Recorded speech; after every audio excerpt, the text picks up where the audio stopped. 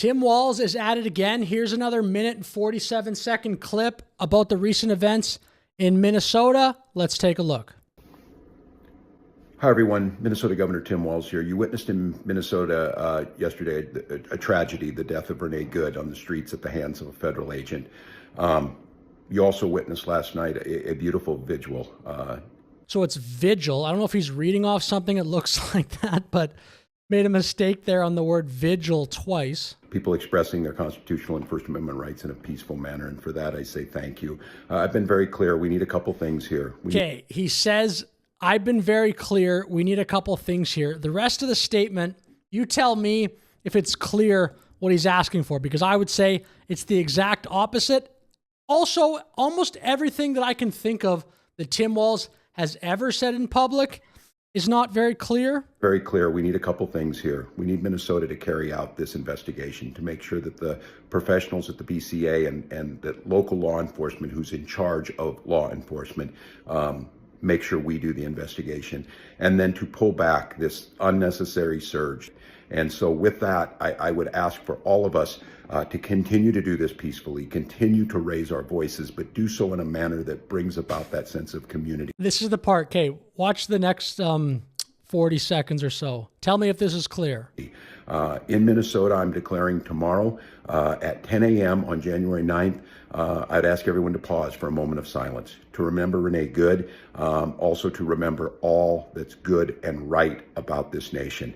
And I'm going to ask folks if they can, I'd ask employers to give their people some space.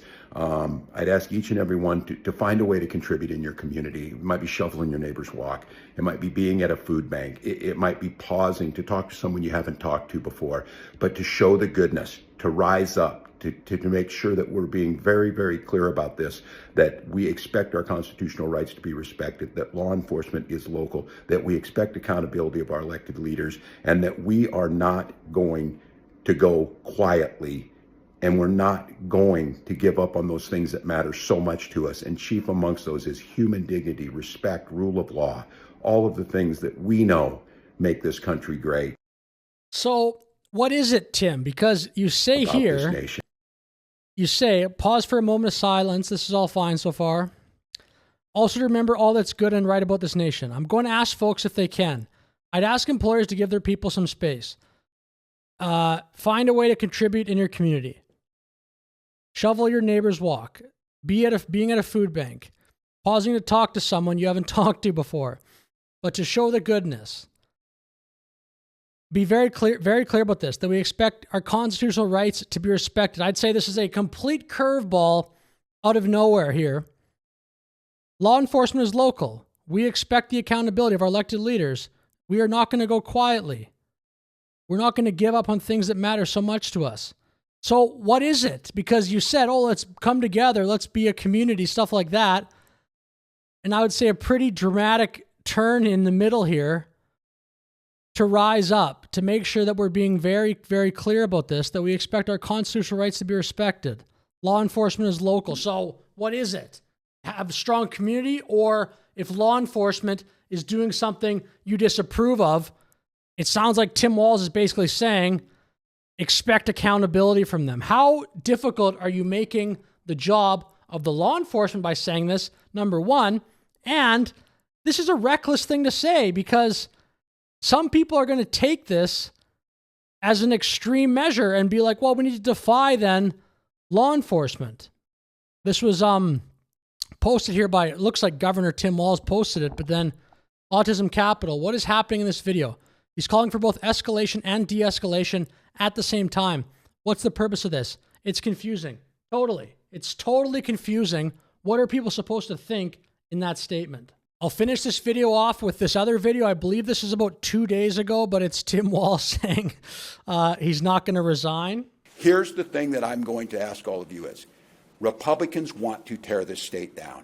Republicans want to tell you it's too dangerous to walk down the streets. Republicans want to tell you there's nothing good comes out of Minneapolis, St. Paul. Republicans want to tell you everybody with brown skin is stealing money or that they're not welcome here.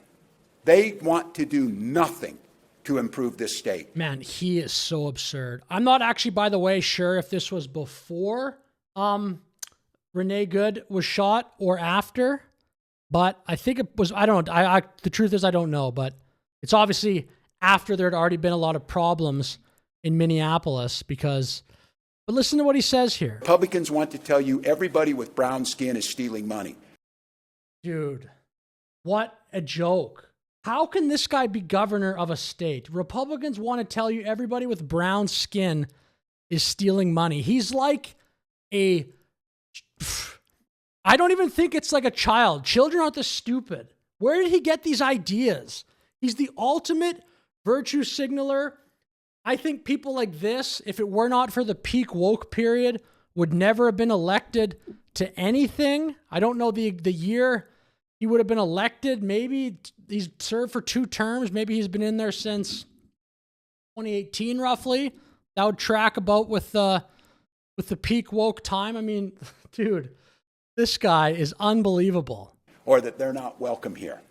They want to do nothing to improve this state.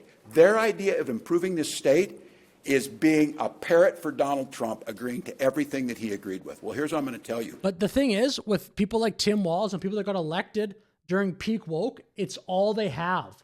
They can't pivot. If the debate actually becomes about issues, they'll melt down. Exhibit A, the debate between Tim Walz and J.D. Vance. If Tim Walz can't sit up there and shout into the microphone about Republicans being weird, or in this case, thinking that brown people are the root of all evil, then he's cooked. He can't talk. It ain't happening. I'm not going anywhere. And you can make all your requests for me to resign over my dead body. Will that happen? The good news is on this is that I got no election to look forward to. I've been in front of you. I'll call on who I want to call on, and I'll watch what the press gets written, and we'll make sure that in this state there's full accountability for everybody, because buck stops with me. I'm accountable for this. And because of that accountability, I'm not running for office again. But I have a year to continue to improve on a record that I think will stand up against anybody's, record that has made Minnesota better. He reminds me of so many people that I know in around where I live that are just like this. The attitude of Tim Walz is somebody that is about 30 IQ points more than he actually is. And the false confidence that he displays at many times is just incredible. And the virtue signaling is out of this world. A record that makes people want to come here, and a record that has respected not only the dignity of people, but the idea of rule of law and camaraderie. So the one thing that I hate is anytime I get drug into being next to Donald Trump, God help me, I don't want to be judged against that guy. Judge me against an average Minnesotan going out to do their job every day and being decent to their neighbors. So thank you all, and we'll be. So I'll finish the video there, but oh my gosh, Tim Walz, more embarrassing statements. Thank you for watching. Have a great day.